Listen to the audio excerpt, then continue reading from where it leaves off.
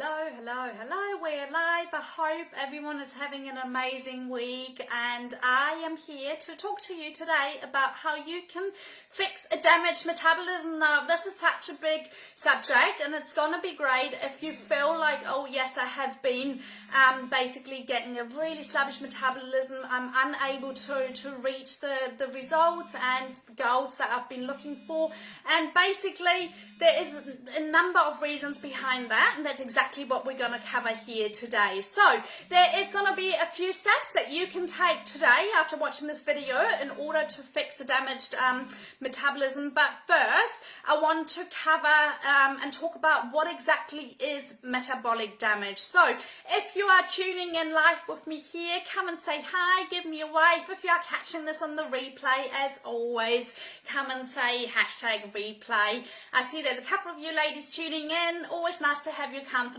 So metabolic damage basically occurs when your body's metabolism, as in essentially how your body utilizes energy, has adjusted and has put your body into what's classed as survival mode. And basically that can come from periods of restriction, stress, and over exercising as well. So the common signs of metabolic damage is basically when you are hitting a plateau. So this is for those of you ladies that perhaps are feeling like, oh, I'm doing all the right things, like I'm eating well, I'm exercising, but I'm just not getting the results when it comes to weight loss. So that is a very clear indication that your metabolism may have adjusted or slowed down, and could be the reason to why you're not seeing the shift in the scale. So another reason could be that you are basically feeling fatigued all the time. That's another really common sign, and as well as that, decreased muscle mass, increased fat mass, and also if you are constantly feeling hungry. So this can happen all the time. So, and I'm sure you can relate, like say you look back and you've embarked on a diet and you've been really cutting calories and you're cutting out entire food groups, and even though you've just had a big, say, salad, you are still hungry and you feel like you're just constantly hungry no matter what you do, and then you're going to start getting annoyed with yourself because you're like, I've just eaten, why am I still hungry? So that can be another classic sign of your metabolism fighting back and ultimately being a little bit on the slow side. So bear with me and I'll touch base more on that in a second. Also for those, hey Christina, thanks for tuning in. Also for those with an irregular menstrual cycle, that can also be hugely linked to your metabolism. So this is pretty much the reason why most people, not just women, but most people do tend to gain back all the weight that they may have lost from, you know, doing XYZ diet, and even gain back more at the end of it as well, right? So say you've lost a few kilos and then you actually ended up gaining more than what you started out with. And that can be extremely frustrating, and we often tend to blame our lack of willpower for an inconsistency of results and the fact that we fell off the wagon and we just couldn't stick to it. But actually, it has nothing to do with your willpower, and it's your metabolism, because your metabolism is designed to protect you basically, and to keep an adequate amount of fuel in terms of, you know, the fuel that's stored in both muscle and our fat cells, and we need that in times of, you know, when things are tough. So to give you an example of what exactly I'm talking about, like say you're trying to light this fire, if you only have very little wood or logs to create that fire, you're going to get very little flames from it. So on the flip side, if you have lots of firewood and you're going to get these massive flames, that's like, you know, the equivalent to giving your body very little calories. Like say you're on a low calorie diet, your metabolism is going to respond in the form of, you know, small flames. But if you're actually fueling your body and you're giving your body adequate calories in terms of energy, your metabolism is going to be literally on fire and it's going to burn through everything. So hopefully that makes a little bit of sense. But One of the other main reasons that metabolic damage can occur is stress. And as we age, and you've heard me say this before, as we age and we go, we approach perimenopause and then menopause and beyond, we basically become more sensitive towards stress. And stress can also be from, like a demanding job, from, just having a lot of commitments with like family members, toxic relationships, a bad night sleep. All of those things can be perceived as a stressor. And when your stress levels are elevated, it's basically your cortisol levels that go up with that, and your metabolism is hugely linked to cortisol and will then decide whether or not to slow down the rate at which your body metabolizes fuel for energy or increase. And that's why some people, like, it's not the majority to be fair, but like some people, when they're really, really stressed, they lose a lot of weight. And I've always wondered in the past, and it's like, that would never be me. Like, for me, it'll be the opposite. I would put on a lot of weight, like if I was going to be constantly stressed and constantly on the go. But the odd person does respond with weight loss, but for the majority of us women, it's going to be weight gain from stress, no matter if you're doing all the right things, like eating really well and exercising. So let's get into the 3 steps that will help you fix a damaged, or perhaps, like, we should use the word sluggish,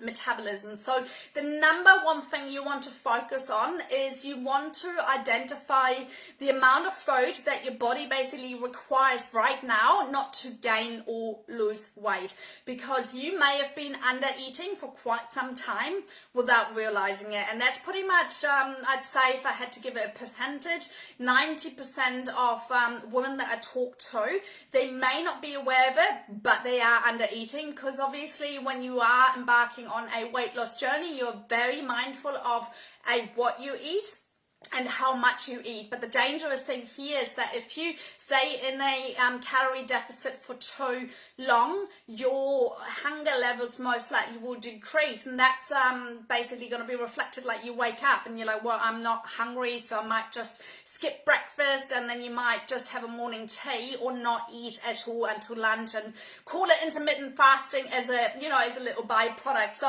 but it's actually a sign that your metabolism has slowed down. And why would you eat if you're not feeling hungry? So it's a very difficult situation to find yourself in, but actually makes total sense from a physiological perspective. So you want to figure out how much you're eating at the moment. It's obviously easy for those if you are sticking to quite a strict plan, like say you are eating 1200 calories, then okay, this is how much I'm eating at the moment. And if the scale isn't responding, then you want to slowly increase your weight from there. So a lot of women often get quite paranoid and scared because they've been cutting out food groups, and they're like, whoa, if I'm going to bring back carbs and if I'm going to increase my food intake, I'm going to gain weight, right? But there is actually a very specific strategy, and that's what I teach my clients as well, both my one-on-one clients and my group coaching clients, and that enables you to almost trick the body. So you're tricking the body in a way that you can slowly increase your food intake and you're not going to gain weight. If anything, if you are figuring out the right types of exercise and movement and everything else is in alignment, your measurements are gonna really you're gonna feel the difference, the way that your clothing is fitting and everything else, whilst eating more food. So, and that's why I often have people scratching their head, because it's like, I'm eating more but actually I'm losing weight. How is that even possible? And that's why. So you just got to be very strategic about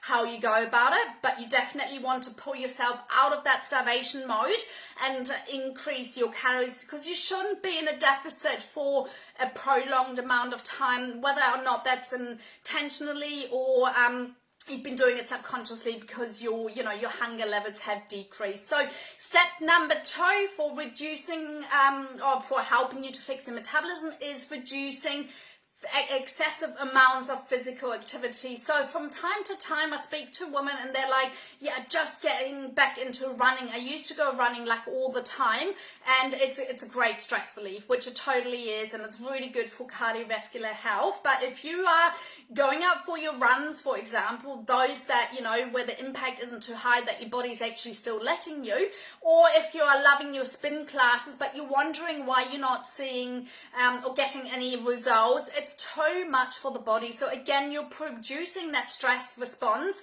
and your body is just trying to protect you, so it's not gonna let go of the weight. So instead you want to be able to work with your body, not against it, and it's not always more that's going to get you results. If anything, the workouts that my clients get, for example, are only 15 to 20 minutes long, so it's enough to, you know, create muscle mass, as in burn calories, so that you can sit down and let your body do the work, but actually also to help with bone health without stressing the body. Because if you're doing too much, even of the good thing, it can be perceived as a stressor. So you really want to find something that gets you good results in the least amount of time, plus as well as that it actually fits in with a busy schedule, because most of us ladies, we don't have an hour and a half and do that every second day. It's a big chunk out of your day, so you're trying to be realistic in terms of what it is that you can do. You just got to be, you know, like doing the right types of workouts. But definitely, if you are one of those ladies and you're watching this video and you are going running, or you're, you know, you love your spin classes whilst you're trying to lose weight, I would ease back from that and shift your focus and change up your exercise routine. And let's talk about the third step to fix a damaged metabolism. So the final step is to basically focus on additional lifestyle interventions. So often it's all connected, right? So you basically want to focus not just on your overall stress levels, but you want to make sure that you are getting enough sleep, but you're also getting that quality sleep. So if you are struggling to get your sleep because you're waking up and your mind is wandering, there is stuff that you can put in place to help with that. And also for those ladies that are having to go through hot flashes and the full works, there is natural ways and strategic ways to help you with that as well. But you want to have that dialed in, because it's gonna also help you with your metabolism. And even things like improving your body image, believe it or not, all of those things go hand in hand, again with stress and ultimately your metabolism. Because if you're constantly obsessing about like what you look like, or I can't be part of family pictures, like I hate the look of myself, or you know, you're avoiding the mirror as you're stepping out of the shower, like all of those things actually adding more stress. And if your cortisol levels are already elevated because of, you know, the other things that we just talked about, then you're pretty much fighting a really tough battle when it comes to losing weight. So just to recap here, the 3 steps that we just touched base on in order to help fix a damaged or sluggish metabolism are: you want to increase your energy intake, and it all starts with a place of awareness, figuring out, okay, well, how much and what am I eating at the moment, and then slowly build on that. Step number 2, we talked about avoiding any excessive physical activity and focusing on workouts that are actually going to not only get you the results, but not going to cause additional stress to the body. And the last and final step was basically focusing on other lifestyle factors, such as like, you know, your sleep and body image and overall hormone health, and just taking good care of yourself. So hopefully that makes sense. But if you follow those steps, that's going to get you a very, very long way. And we still have 2 spots left of the spring into summer case study program. So I've only announced it literally just about 24 hours ago. We have filled up 8 spots already, and I've got 2 more spots for 2 lucky women. And basically what this does is it's going to help you lose at least 10 to 15 kilos over the coming 26 weeks. And we're going to take care of all the steps that we've basically addressed in this video. So you're going to be shown the protocol to to suit your hormone health, to fix your metabolism in terms of what you should be eating and how much, as well as that you're going to get access to the right types of workouts that you can do at home, and you can make modifications to, you know, cater for injuries and depending on your fitness level as well. And we're going to look at all things that are lifestyle related, so you are really ultimately creating the whole package, and not to forget about accountability and support that you are getting along the way, so that when, you know, life gets in the way and things are busy, or you feel like you're having a tough day, there is help and support available. So 2 spots, I'm really excited to see who's going to claim those last 2 spots. And for the rest of you that are watching it, I appreciate your following. I hope you found this helpful, and let's spring into summer. Thanks, ladies.